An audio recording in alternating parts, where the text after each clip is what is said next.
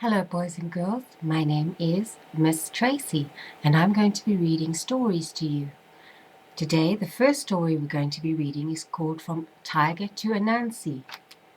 This tale, featuring the remarkable West Indian character Anansi, comes from Philip M. Sherlock's book, Anansi the Spider-Man, Jamaican Folk Tales. So why don't you get comfortable, boys and girls, and listen while I read you this amazing story.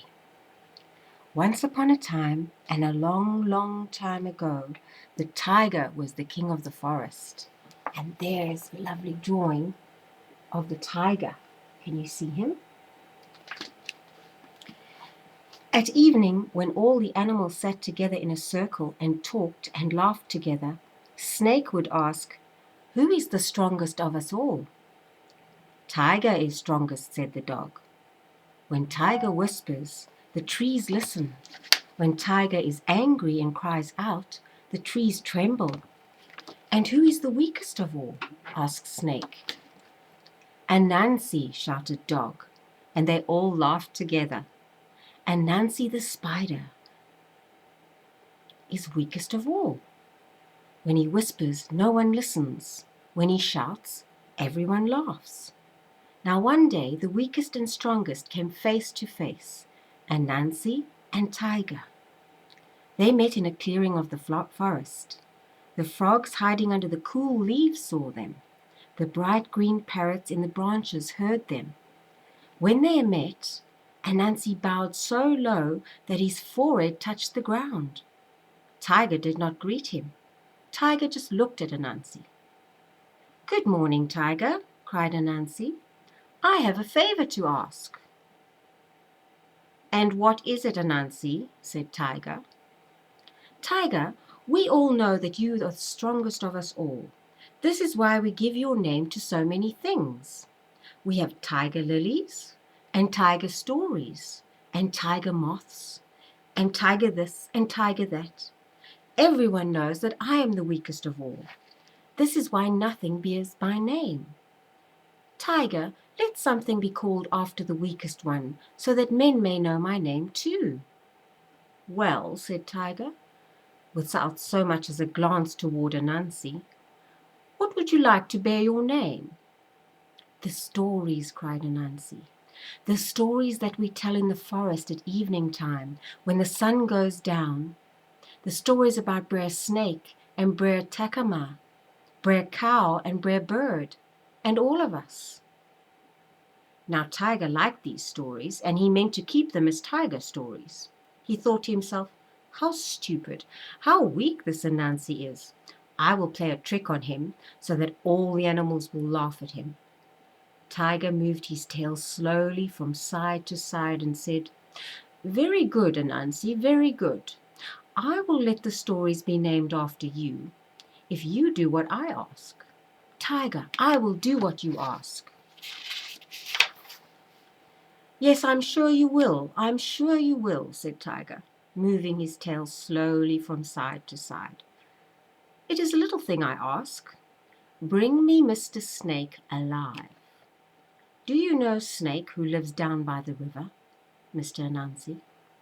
Bring him to me alive, and you can have his stories."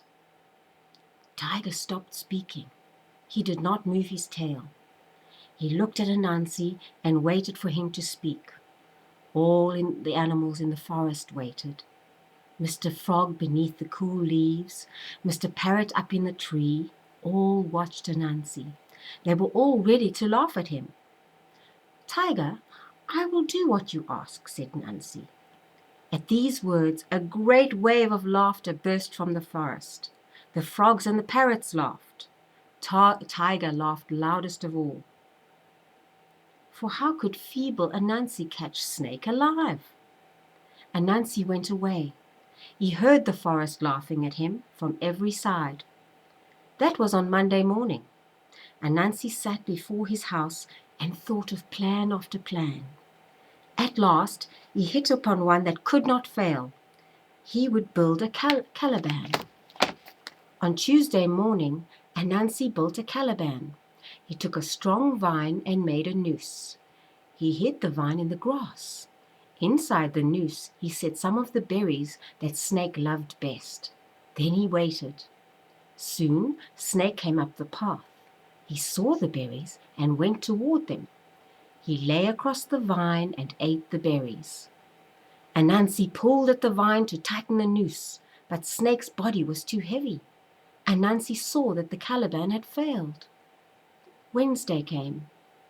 Anansi made a deep hole in the ground. He made the sides slippery with grease. In the bottom he put some of the bananas that Snake loved. Then he hid in the bush beside the road and waited. Snake came crawling down the path toward the river. He was hungry and thirsty. He saw the bananas at the bottom of the hole. He saw that the sides of the hole were slippery. First, he wrapped his tail tightly around the trunk of a tree. Then he reached down into the hole and ate the bananas. When he was finished, he pulled himself up by the tail and crawled away. Anansi had lost his bananas and he had lost Snake too. And here some pictures of Tiger rolling on the floor with laughter, and the parrots as well. And that's a picture of Snake. He's big, isn't he? Thursday morning came. Anansi made a fly up. Inside the trap he put an egg. Snake came down the path. He was happy this morning, so happy that he lifted his head and a third of his long body from the ground. He just lowered his head, took up the egg in his mouth, and never even touched the trap. The fly-up could not catch Snake. What was Anansi to do? Friday morning came. He sat and thought all day. It was no use.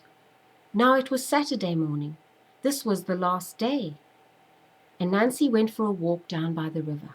He passed by the hole where Snake lived. There was Snake, his body hidden in the hole, his head resting on the ground at the entrance to the hole. It was early morning. Snake was watching the sun rise above the mountains. "Good morning, Anansi," said Snake. "Good morning, Snake," said Anansi. "Anansi, I'm very angry with you. You have been trying to catch me all week. You set a fly up to catch me. The day before you set a slippery hole for me. The day before that you made a caliban. I have a good mind to kill you, Anansi." "Oh, you are too clever, Snake," said Anansi. "You are much too clever. Yes, what you say is so. I tried to catch you, but I failed. Now I can never prove that you are the longest animal in the world, never even the bamboo tree. Sorry, longer than even the bamboo tree." "Of course I'm the longest of the animals," cried Snake. "I am much longer than the bamboo tree." "What? Longer than that bamboo tree across there?" asked Anansi. "Of course I am," said Snake. "Look and see."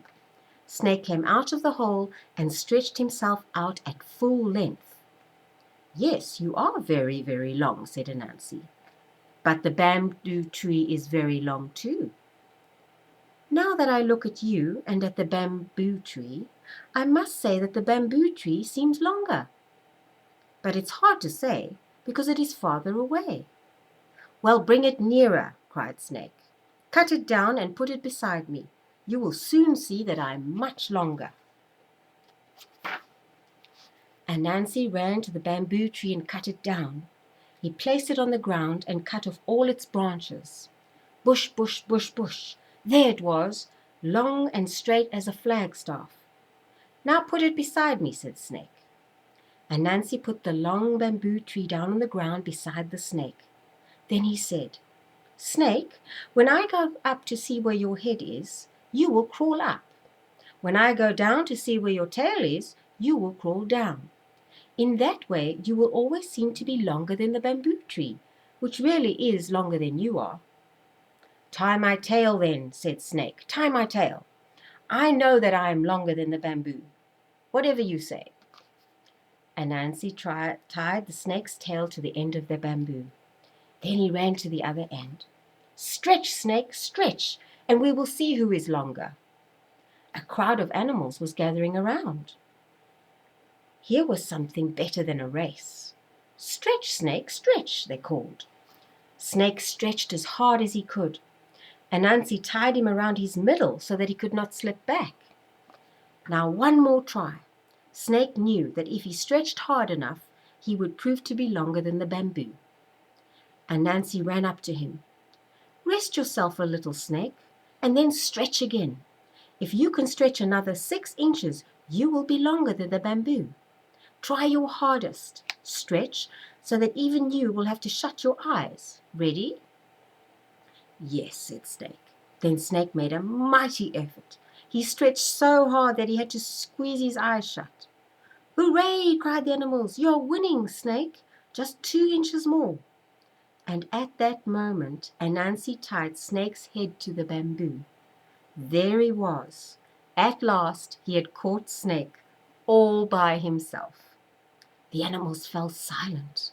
Yes, there Snake was, all tied up, ready to be taken to Tiger. And Feeble and Nancy had done this? They could laugh at him no more. And never again did Tiger dare to call these stories by his name. They were Anansi stories forever after, from that day to this. And there we have Anansi tying the snake to the bamboo. So I would say the moral of that story, boys and girls, is that even the weakest of all in the jungle can do amazing things. If you just believe and you think and you try and you don't give up.